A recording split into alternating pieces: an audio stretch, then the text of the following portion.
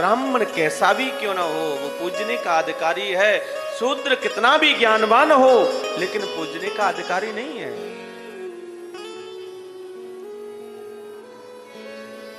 लेकिन आज विदा किया, लेकिन ध्यान करना, दुष्ट व्यक्ति होता है वो दुष्टता को छोड़ता नहीं है।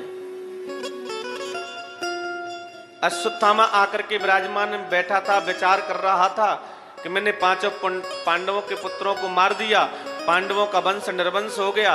लेकिन ध्यान आया कि जब अब वीर अभिमन्यु मारा गया था उसकी पत्नी उत्तरा गर्भवती थी और मैं गर्भस्थ शिशु को ही मार दूंगा तो उनके वंश में कोई तर्पण वाला भी नहीं छूटेगा।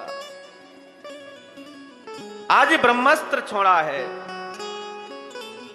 और जैसे ही ब्रह्मास्त्र छोड़ा और उत्तरा ने जैसे ही ब्रह्मास्त्र को आते हुए देखा तो भगवान के श्री चरणों में लेट गई है, प्रार्थना कर रही है कि पाय पाय महायोगिन देव देव जगतपते नान्यं तद्वयं पश्ये यत्र मृत्यु परस्परम्।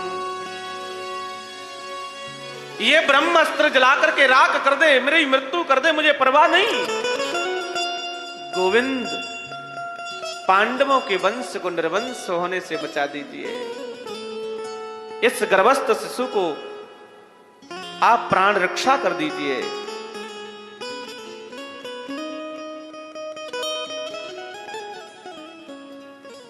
जब इतनी बात कही भगवान कहते हैं कि बेटा तुम मेरे प्रति मात्र भाव लाओ। और उत्तरा के अंदर जैसे ही मात्र भाव आया भगवान ने एक अंगूठे का रूप बना करके उत्तरा के गर्भ में गदा शंख चक्र गदा लेकर के उस बालक की प्राण रक्षा की और ब्रह्मास्त्र को जलाकर के शांत किया। और ध्यान करना, सूत जी महाराज कहते हैं सनकादिक ऋषियों को वो बालक कितना भाग्यशाली है। जन्म के बाद में, जन्म होने के बाद में परमात्मा का दर्शन करे तो कोई बड़ी बात नहीं, लेकिन जन्म होने से पहले परमात्मा का दर्शन कर ले उससे बड़ा भाग्यशाली और कौन होगा।